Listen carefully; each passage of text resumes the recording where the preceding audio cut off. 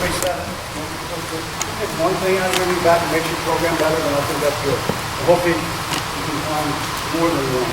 This is a picture of, we're in Calhoun, Georgia. Downtown I-75, about an hour from here. Kind of out in the country. We're a county school. This is our wrestling facility. Stand away from the school. It's called the Rock Gym, of all things. Very cool. Think of those old Rocky movies. Training, it's a lot like that. I walked in there and I interviewed. I'm going to show you some pictures of that. But, just the space that we had. This is all wrestling. We got locker rooms and its own building. And there's a ton of potential there, so what you're going to get to see. But anyway, talking about culture. And the other thing that's made me do, really, all this stuff I've been running around doing for 3 years, kind of made me put it on paper and think back. I forgot things and added things. And it's an ongoing thing. I told my wife when we left, I left Loris, and Loris is a D3, no athletic scholarship. You spend 99% of your time in food, which I do not miss one bit. Not one bit. I don't have to work as hard down here. We go to high school, I feel like that. She said, you put more time in here than you did Loris. So we're getting to that point. It's getting better. I don't have to put part of much in. But anyway, culture, definition. I just Googled it and looked at a bunch of different one that I thought. A way of life of a group of people. You would say that, right? Our group of people is our wrestling group, our kids. The behaviors, beliefs, and values that they accept. This is where you come in, passed along by communication and imitation from one generation to the next. That like a pretty good definition. And I would be happy to send any of you all, like the point you said, I'll send this to you if you want. So I want championship culture, because that's what we're talking about. A way of life, a group of people that puts them in a position to perform at a high level. I basically just made that up. I added at the bottom, an environment for success. Background, again, I told you year 4, I already told you some of this. And I will tell you this, man, 24/7 deal for me. I'm 60 years old, my kids are 24, I have a daughter 24, I have a son that's just turned 27. They both moved to Calhoun. Very happy. My daughter just moved about a month ago, which I never thought would happen, so it's awesome. But I don't have little kids now. I went through that whole thing. Being gone through. Other than my wife, God bless her, I get to put all my time basically wrestling. So I love it. I got my family, I got wrestling. I don't really have any hobby. I'm not a very good golfer. I say I like to fish, I hardly ever go fishing. I did this by a boat. I got a pontoon boat, so that's, I guess, my fun. So I'm trying to find some balance. So my wife comes along. Sonoraville had years of success. Some of you maybe followed on that. Never won a state title. I think the timing was perfect. They needed an experienced old guy. They needed a leader. And I always would say that they didn't have a program. They had a bunch of kids that loved wrestling and were going wrestling. There's no program. History, since I've been there, our first year, and I had no idea. I knew they were good. I had no idea what was going to happen that first year. We got third at the state duels, second for this one. Year 2, we got third. We got third every year at state duels. I'm not a very good duels player, obviously. I don't know. It drives me freaking crazy. But the opposite way, what Coach said, we put some emphasis on our tradition, and we've done really well. Come back a month later, and we've won the last 2. First in school history of any sport, not just wrestling. And we just won this last year. And we're 14 up to come back and win the second one. Staff, I want to mention real quick. First, Coach Bowers is our middle school coach. I wrote it up there. Here's the day 1 from the day I met him. In an interview, I think he had guys in there working out. He bought into anything and everything. I bring our middle school guys in. We do a lot of stuff together. So it's awesome. Brandon Huffstetler is a great big coach, calls him the big guy. He's a video production coordinator for the school. He couldn't come. They had football last night or whatever. But he's a good dude. He does a lot of our administrative stuff. Chris Thompson is a guy, short little big stick dude, from Somerville, Georgia. It's about 40 minutes away. He's trained, some of you know Trevor Burdick, the 4-time just won his 4th title for me, wrestling with Ryan Hart now. Chris has trained him since he was a little kid. And he's going to work things out. We're not even go over and train a bunch of our other kids. And I say train, not wrestling, just fitness and strength. And really made a big difference. Matt Hall, this guy right here, he's a Loras College grad, Illinois High School state champ. Was All-American for the girl, well known in 10 years probably. I finally convinced him to move to Georgia. I caught him a good time. He had no girlfriend. Okay, that was the biggest thing. I told him to find him one. We haven't yet, but we're going to. But he's going to make a huge difference. You know, like I said, I can't get in the role every day in the room. This guy can wrestle. I'm excited for what he's going to bring. I was at our area coaching meeting a couple weeks ago in Costa. I got the best 2 assistant coaches in the state of Georgia. I'm going to say it. I'm glad you think that. I just smiled to myself and said, you have no idea what we got going on. You know, we got coming, so that's big praise. And it's well deserved. Me, I've already told you something. I like trying to be funny. I used to think I was a father figure. Well, now I'm a grandpa. I started this off. I think two of them, Burdick and John Knight, gave me a pocket knife at a banquet and said grandpa on the thing. And I like it, man. It's cool. I'm like the old guy. It's good. I can still be a hard ass. I am a hard ass, and don't think I'm not. I also show them a lot of love too. It's just a good fit. And, my body doesn't work like it used to. So you lift around. I had surgery on my foot and right after the state tournament, I'm still getting around. But the biggest thing I'm taking from that is made me use my mind a lot more. I think it's made me a better coach. I really do. And I'm a guy that likes to, for years and years, I want to win every day of wrestling. That was my thing. I love that feeling. I don't get it very often anymore. But I think now that I can't do that every day, it's a big deal. It's all part of our culture. It's all tied in to what I want. I gave a speech last spring that like 8th grade parents and some of our, basically it was a team meeting, parents thing, and I started thinking about culture and really trying to get this across. And number one job for me, I think, and for you as a head coach, you got to drive the culture. Decide what culture is. I think I'm going to kind of explain what I'm trying to do with all of it. And so I was trying to explain this to parents. So, driving the culture, what's it mean? Encourages, energizes people, right? That's what we want to do. An energized parent, we want to energize kids. Provides opportunity for kids to perform at their very best. Culture is everything. And I know it's a cliche word in our society right now, but I think it's huge. I really think it's huge. 20 years ago, 5 years ago, I don't know that I talked about culture and worked at it. Culture drives expectations and beliefs. Expectations and beliefs drive behavior. Behavior drives habits. Habits create future. And I think it's pretty simple. I copied that off somebody. I kind of put it in my words. I think it's huge. Go ahead.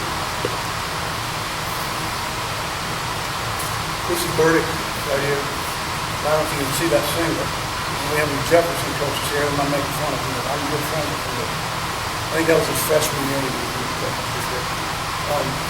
Expect to win. Everybody seen that? Everywhere since I've been, I've always had that in my head. And I got it from Steve Frazier, the old-time Greco guy. I mean, I'm talking 25 years ago. That was his motto. He used to say that. I liked it, so I adopted it. That was our theme initially. When I came in, got a T-shirt with it. The thing I noticed right away, we probably had 20 years that first year. I had like, I'm saying 95, almost 100% behind from these kids.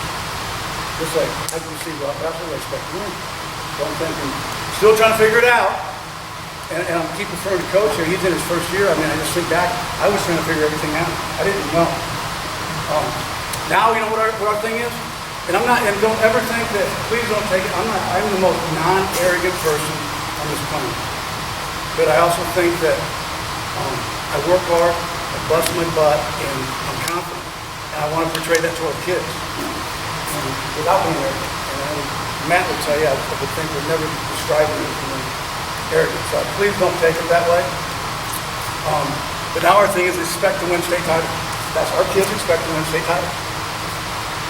And just a quick thing, like everyone, we do goals and all that, and I say, hey, I get mad as hell. A kid doesn't put he wants to be a state champion. You put Johnny, you want to be a state qualifier? You know what happens? You fall short of that goal. What happens? You ain't a state qualifier. You want to be a state champ? That's your goal. But maybe third, and not again what happens about being third, but again, higher goals, higher results. Our women's basketball team, and it was right after our state tournament last year. They honored us at halftime during the playoffs. They won the game. They went to the Final Four. Might have been the first time. We're all holding 4 fingers up. So I'm always thinking about winning. You know, people always do this. This peace sign. What's this peace sign making? Number 2. I mean, I got my little nieces and nephews, and now they're doing 1. And again, you know what? It's all back. I'm all giving a team. Number 1. They put up number 2. They think I'm crazy. They think I'm whatever. But you know what? It works. And it's part of our culture. And it's working. I told those girls, why are you putting up 4? Because they made it Final Four. Guess what place they got? Well, they didn't win it. They don't play for 3rd and 4th. So I said, y'all got 4. They're mad at me. Their feelings a little bit. But then back. You know what? They get it. And some of those girls, number 1, yes, they're good enough to win it. They get everybody back. So hopefully, I'm trying to take our culture and expand it to other parts of our school, of the athletic program. And again, I'm talking to parents. So imagine how I'm telling you. Here, telling the kids opportunities to excel regardless of talent level. Hard work beats talent that doesn't work. I think we'd all agree on that. For the most part. Talent that works beats all. Win state title every year. That's it. That's 7. This is year 4. I got 6 more years. We're going to try one every year. We will. I'm sure. I'm not going to say we're not going to try. Okay? I told parents, I need people on board that really believe it. You know, I copied this from somebody. I love it. Believe it in front of me. Believe it behind my back. Believe it at night. Believe it in the morning. Believe when you're talking to friends and family. You got to really believe it. I was reading an article about Tony Bennett, who was Virginia's basketball coach. Right? They won it, didn't they? Virginia won it. Do you all know the final? I think they did. Yeah. And that was just totally great. Again, trying to apply it to our situation. Go ahead, man. Great. Okay, year number 1. I showed you the rock gym. That's back when right after Trump got elected, when it was the Trump train. Remember that? So I'm telling you what, I had kids like in my health class. I'm brand new down here in Georgia. Number 1, I asked them, what's your go-to pizza? And they told me Little Caesars, and I just wondered what the hell I got myself into. Number 1. But then I remember I stood there before the election. Little girl. Coach, my daddy says that if Mr. Trump doesn't win, we're going to have to move to Canada. And I'm just like, it just blew my mind. But, so I'm thinking, one day in practice, I'm trying to get my kids. But we weren't having very good practice. So man, I got to do something. Something was Trump train.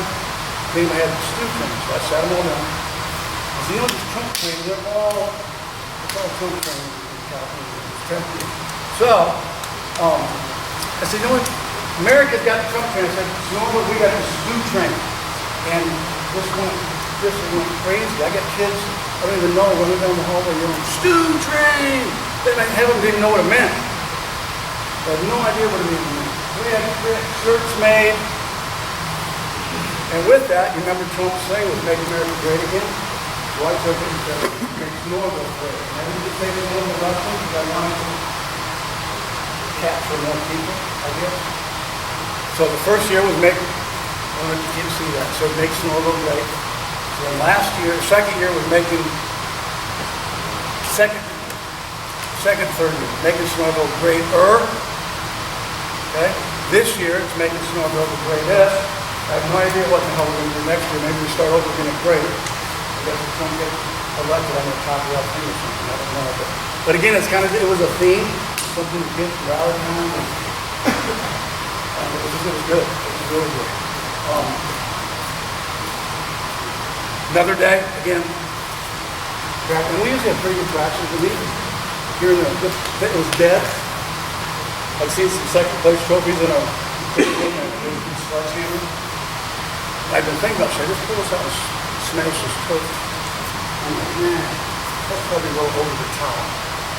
And one of the assistant coaches, it was a dad coach, he'd go for it. So I pulled all the kids in, set the trophy right there in the man. And actually, I didn't do it, I let one of the kids do it. And I'm telling you what, it was absolutely crazy. The energy in the freaking room was nuts. And the whole message of it was going to second place. Trying to build again in my head, thinking of the championship culture, how can I get these kids to buy in and do things that, you know, not just sitting down and talking to them, you know, to build that. So we did that. So then, like before, a couple of different tournaments, we went to area tournament, got one trophy. We've done that on and off. We did it at a banquet. First year I had, I think it was Birdie, got up on stage, the principal sitting out in the family, AD sitting out. Well, I got permission from the AD ahead of time. My principal gave me the thumbs up. It's a lady. Anyway, Birdie breaks it, goes flying everywhere. Well, one of them hits my wife like on the side of her face, cuts her. She's bleeding. You planned this, didn't you, Billy? Mm-hmm.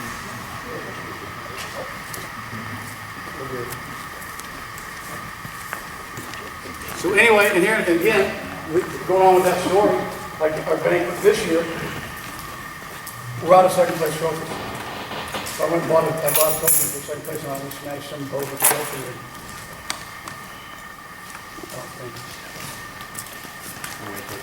Okay, yeah. You guys on the mind? How many of you guys use the mindset stuff? I do some stuff. There's a guy named Chris Lembeck. His son, matter of fact, records at Lord, two-time All-American.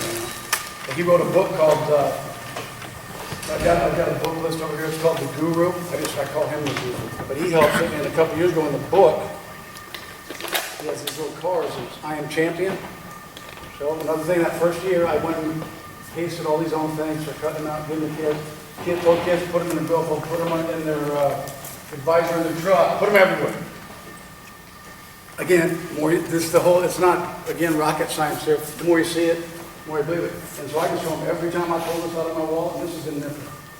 This is the second one, the other one more. Every time I pull it out, I got it. I put my visor down on my truck, I Am Champions right there. I really preach that to the kids. And when I think they're kind of getting away from it a little bit, come in, talk, do something, get them fired up, and then we do the same thing. And it's working. It's totally working. Another thing we did with him, and I'll tell you, it was really cool. I called him this year. I said, this is before our area tournament. I said, dude, we got to have something, man. I got to have something I need the edge. We're always looking for it. He's like, well, here's something. Give each kid a piece of paper. The kids, the 14 kids, have them draw a picture of them on the award stand at the state tournament. And then we're gonna hang it in the locker. Well, I mean, I got kids that do stick figures, just put themselves on top, very boring. I had other kids, and I should have brought those with me. 120 pounder, Eli Knight's, real ornery, wild kind of kid. He's got on there pictures of him hitting the Jefferson kid and the North Hall kid again. So again, the whole point of that was part of the culture, not accepting second place. They're going to win, and it's in their head all the time. And guys, I'm telling you, I told you how long I've done this stuff, and I've tried all the different. Finally, I'm at a place where it's working, and I'm telling you, these kids are just thriving on it. The number one thing, it's not because I'm the best technician, because I'm not. I know wrestling, but it's just. We've developed relationships. I've developed relationships with these kids now, and they're running through walls. And the biggest challenge for me now is I'm in year 4, so I've got my first class of kids that are seniors, 2 and 3-time state placers right now. A couple of them are going to be 4-time placers. The whole key right now is figuring out how to motivate them. And so stuff like this, drawing this stupid little picture, okay, and funny, and you see it, and some of them are still in the locker from last year. We haven't taken them down. It makes a difference. And I'm going to tell you what, it makes a huge difference in how they perform. So, and I've got a bunch of handouts over here, and I'm not going to go through all of them. We do goal setting. I've got a real, and it's me. When I was 28, 29, They're like 8 pages of how to do goals, and half the kids never even could read them. I've got a front and back thing over there, handed to the kids. It's so easy, and I think it's all about, again, I think for a 60-year-old guy who's IT knowledge and social media, it's zilch, and these kids, it's got to be quick, easy, simple, in my opinion. So I've got a goal sheet laying over there. We talked a lot about nutrition. My first year state duels. We got third, but we're sitting up in the stands and looking, 3 or 4 of our bigger kids, they're walking back, that fried chicken and all that other stuff from the concession stand. I mean, you see that, it's horrible. Worst possible thing they could eat. I went up and grabbed them all, took them over and threw them in the trash, and they still didn't know me very well. We go back to the hotel afterwards, and I had the entire team in there for probably an hour and a half, and we talked about nutrition and some other things. And they got the message. And again, but the point was, I took it for granted. I've been at the college level. My kids ate pretty good. These kids had no idea. You know, I still have a couple that sneak, obviously, and try and do it. But as soon as they lose a match or they don't wrestle well, dude, what'd you eat? They just put their head down. So it's a big deal. But I've got a 2-page thing over there, a front and back. Simple. Anybody can understand it. Like I said, if I can, it's 35 years. It's simple. I mean, I used to give it to kids in our health class. We just call it a training plan, and it's good. A thing I just read a week ago: 3% of people in this country have written goals, and the next part said they earn more than 97% of the other people. So I think we probably do it 3 or 4 times a year, you know? Like we do one now, we do one mid-season, we do one post-season, we do one summer. I mean, depending, so 3 or 4 times. I keep them in a folder, I give them copies if they want them. I think, again, it's all part of that culture, the championship culture. And I'm sorry that I've got a bunch of pictures. Our banquet, we have a banquet. We clean out all the mats in our wrestling facility. We have it in our wrestling facility. Spotlights, music. I tried to make it a big deal, and the first year it blew them away because the year before they had it, somebody got a Little Caesar's pizza and they had it in the cafeteria. So I mean, they dress up, I wear a suit and tie, celebrate and I say something about every single kid in our program. Okay, whether it's, obviously the guys that are successful, but those 2 kids that don't win very much, that group over here that Coach was talking about, the middle kids. Again, so now every year, this year, superintendent, principal, AD, they come and we have fun. So it's awesome. It's a great night. This was a picture. You could have seen the wrestling room. And I will let you see it. The mats where it looked like rats had been in there and chewed through them. And these kids have been wrestling on this for 4 or 5 years. You know, and I'm looking at it like, dude, this is awesome. We got a great big room. So for the first 2 years, we wrestled on these mats. Yeah, you can flip forward. Georgia Power was here. I guess there's a generator out They said- in the area. We have a surge thing that's supposed to come on, but it's not starting up.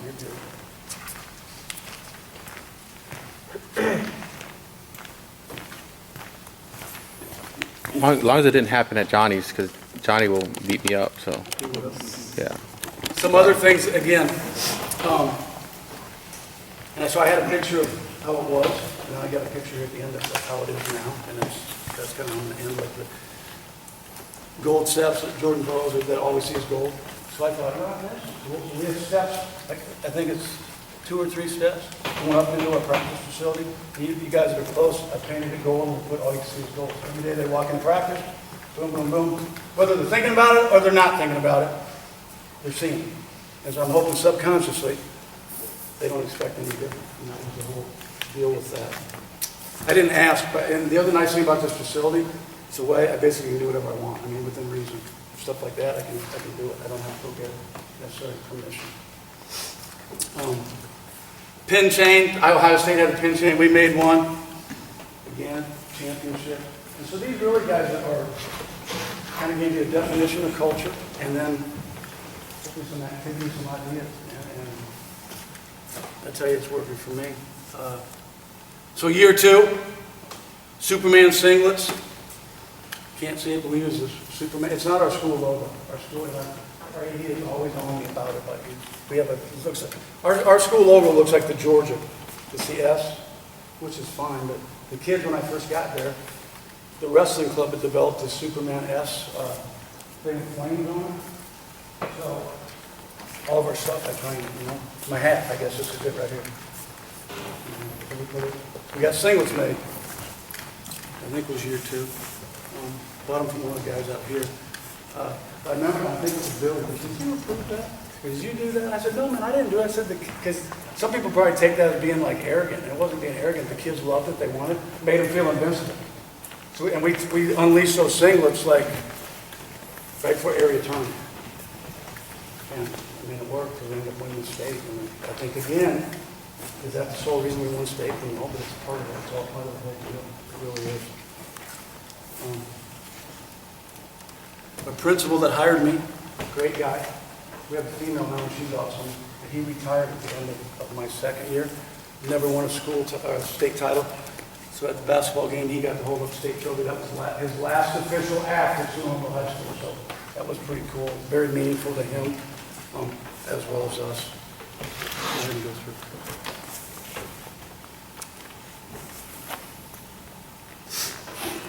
And I'm always, this last year, so I guess we've won it twice. Graduated 2 really good seniors. They're both at Reinhardt. I got 10 good kids back. There's a couple of them, they're too good. They don't have to do what everybody else does. They're not disrespectful. I mean, no disrespect. Their actions. So I got mad. And in May, because I said, we're going to talk about commitment, consistency, truth, and commitment. And I'll make this shorter. This probably took me 25 minutes because I was really fired up and trying to make a point. Commitment, and I'm big on, when I do stuff like that, I like to get definitions. And I don't know why, it's in my personality. Commitment, willingness to give your time, energy to something that you believe in, a promise or a firm decision to do something. Because I had kids that were missing workouts. I can't go to the Saturday coach. I can't go to freestyle tournament or wherever we were going, or what they were going. Commitment, or lack of it, and I'm telling this to them, no parents, nobody else, group right here, about 15, 20 kids. And every time I give a speech, or every time I give a talk, I went and I painted on one of our side mats, I painted a gold square. So my thing was, every time I talk, I'm standing on gold. Another part of the subliminal, I don't even tell me doing this stuff, I just see them again. I think that'll work. And right behind me, there was another, and we've changed it now, but there's a state champ, like individual state champs from the past. So I always made sure that I stood under that. So as you all are sitting here, coach is standing on goal, and they're looking, they're spacing off and looking, they're at least seeing state champ. At least seeing that in their head. So I just want,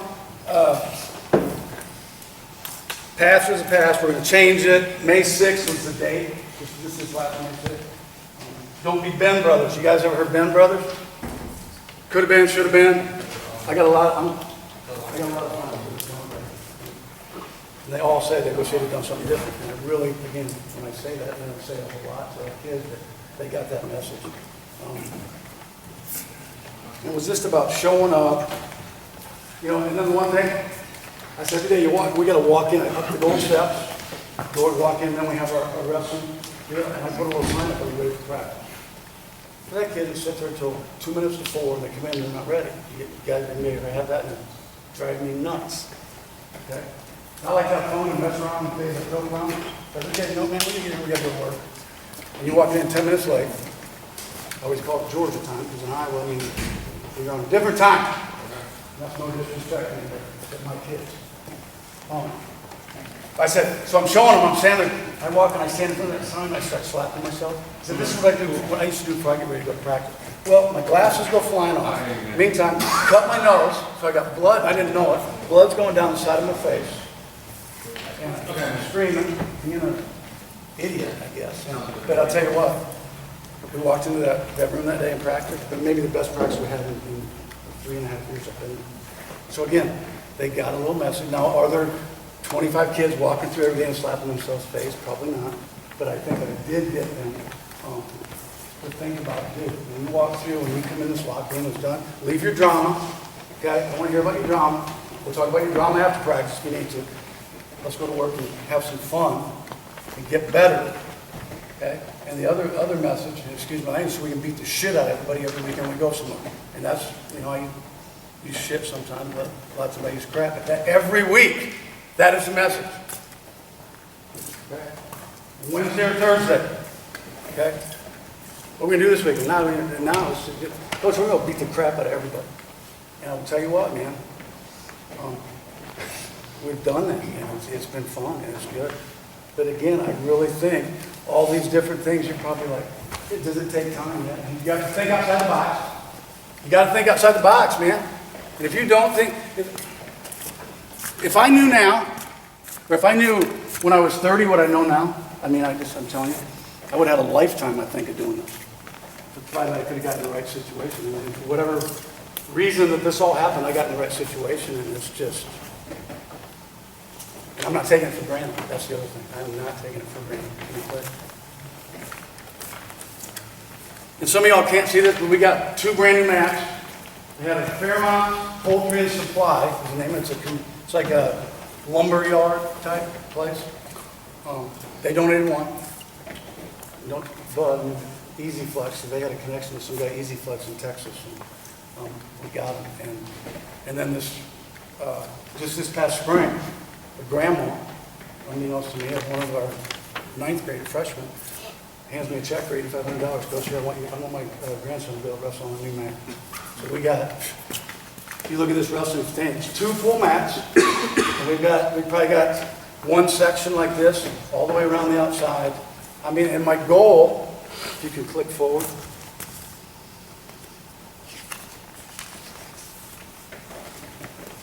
My goal is to have a championship. We talked about championships. We won championships. Have a championship training environment. And the mat space was my biggest concern. And some of y'all, like Billy's fortunate, he is, man. This is beautiful. And I'm trying to get mine to be like this. And the number one key, though, we had the space, and that was a big deal.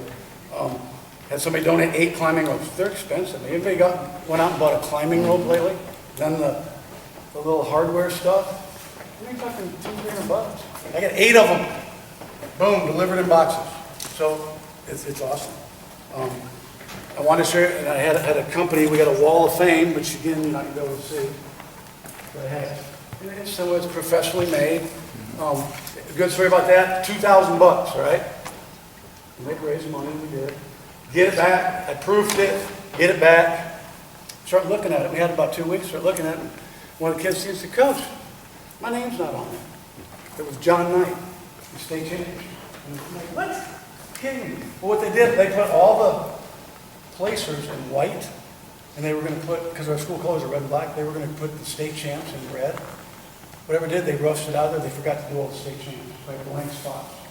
So they're gonna send me the stuff so I can do it. We just spent $2,000. They're sending me the little vinyl thing. No, dude, you're sending me a new one. And after about 2 weeks of arguing, they sent me brand new ones, and they were fixed. And I didn't have to pay anything. Thank God. But big, 4x8. We've got an individual one because again, in this rock gym, it's been there since like 1954. This building. It's literally, think of, what's the basketball movie? Hoosiers. That's what it reminds me of. Lots of just good vibes and just old school. So we're in the process of, by the time we start practice in October, full-time practice, we'll have all this stuff done. And the other, one other thing I'm going to show you. I can't show you. I saw a picture in I think it was Sports Illustrated, Notre Dame, and I'm not a Notre Dame fan. You said Matt gets mad because Matt's a huge Michigan guy. He's got family in Michigan. But it was them walking out of their, looks like they were going out to a game, like through a hallway, kind of like how our deal was this year. We walk, but they painted the whole entire thing gold. So guess what I'm going to do here, right before the season starts? I'm painting our whole lobby area. And again, people are like, what? My AD was like, what in the hell are you doing? I said, Coach, we're winning state titles and we're trying to win more. So they're gonna walk through there, and I'm not telling them, they don't know that. So they're gonna walk in, hopefully, I'm gonna do it like that Sunday before. They're gonna walk in, the whole thing's gonna be gold, and hopefully it's gonna blow them away, and we're gonna have a good start to our season. And again, I've got 5 seniors that I gotta find ways to get in their head a little bit and motivate. They work hard, they do all the right things, but we need the edge on the edge with them.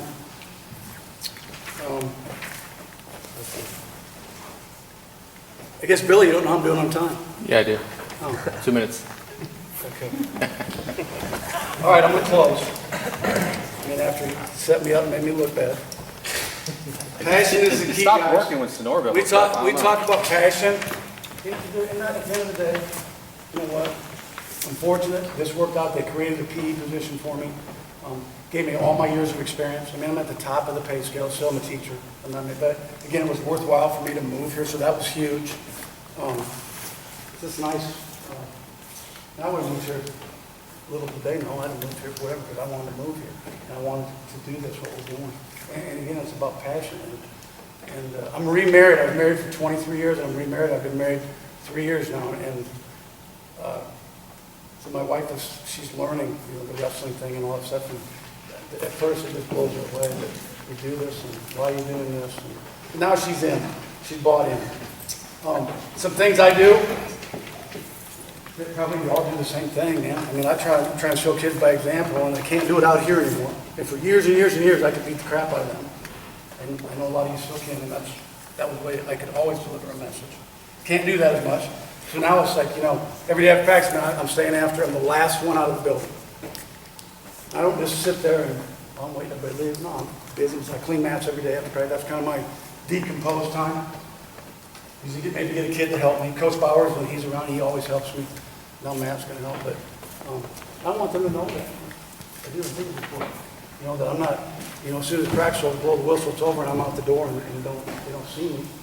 And I think that had gone on there in the past, and I didn't want it. It's not who I am. I'll tell you what, developing relationships, and again, young guys, I'd go to clinics, all kinds of stuff, and I'd write everything down. I'd go back and I'd get busy working, I wouldn't do hardly anything. And that's, again, I think this point in my life, I'm trying to put where I'm doing stuff. And I'm trying not to do too much. I thought Coach Robbins said that, don't do too much. Little things. One of the things that I've always been good at is developing relationships. From our superintendent to our guy, we live in her neighborhood, and we built a townhouse my second year there. She delivered food to us that night. Our superintendent delivered food to us while we were moving. I mean, it's like, dude, we got total buy-in. Then she retired last year, so now I got to start over. But my point is, developing relationships with everybody from the superintendent all the way down, custodians have always been my best friends. Everywhere I've been, because they do all kinds of stuff for you. You know, and again, so when I say developing relationships, I don't mean just with the kids. And obviously that's super, super, super important. And it is my number one.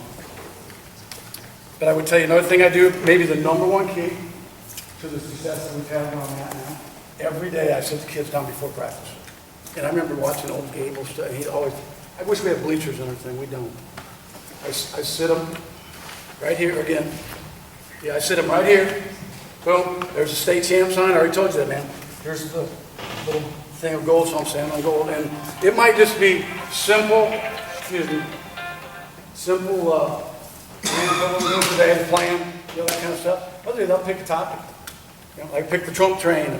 I'll just pick something out. I used to plan today, and I turn into a couple of those a week where I get them fired up. And then what that usually does, I already told you, we have great practices after that. They don't even get that part. They don't even get it. And there's days, the other thing I would tell you, I think you can shut that off, didn't you? There's days I don't feel it. Jim Miller told me this, 10-time national championship coach. He's really good. Get on that Gable Museum thing. He does Miller Mondays, these little things. One of them was, he goes, you know what, man, there's days I come and I had this bit. Would you throw that against the wall? It's not my wife, okay? Chris Thompson. Chris Thompson, my strength guy. You know what? He called me like 17 times if I don't answer. Anyway, what was I just saying? Miller. Jim Miller. What? Oh, Miller. And he's saying, there's days I had the big speech plan. Commando, good do it. He goes, I got in it, man. It's 3:30. I'm ready to practice. I didn't feel like doing it. He goes, what I finally got myself to do, he goes, and that's one of his mantras, not copying off him and his son, do it anyway. I do it with my kids. So you know what? I came down to Sonoraville a couple times. Like, man, I had this big speech planned. I don't feel like talking about that. They're not even listening. I'd be walking a little bit more, blowing off masks or something before practice. You know, I'm doing it. Every time I've done it. I promise you, I've done it. You know, maybe I committed to myself to do it. Made a world of difference. Sometimes the best talks that we've given. All right, this is important. All right. I'm done. Review. Review culture. Dream big. I don't know if everybody said that. Dream big goes right with think outside the box. Huge. You got to figure out what works for your situation. Develop relationships. And my other thing, man, I was old school. People say, you're old school. I said, dude, no, I'm old. Okay? I'm old. I grew up. You had to work hard to get ahead, all that stuff. Which I think we don't have enough of, and I'm trying to keep it where I'm at now, and I think it's a great message. But routine and consistent. And I think that our kids would tell you that Coach, yeah, he is routine, he is consistent. And I wish we had this picture and you can't see it. Does anybody know who Warren Zevon is? I'm updating myself. Werewolves of London, that song. He died 5-6 years ago. I'm not sure when. He had throat cancer. He was on David Letterman. I didn't see the show, but David Letterman was like one of his big, they were big buddies. And he said, "You got anybody listen to the last public appearance? Do you have anything you want to tell everybody?" You know what? You know what he said? He said, "Enjoy every sandwich."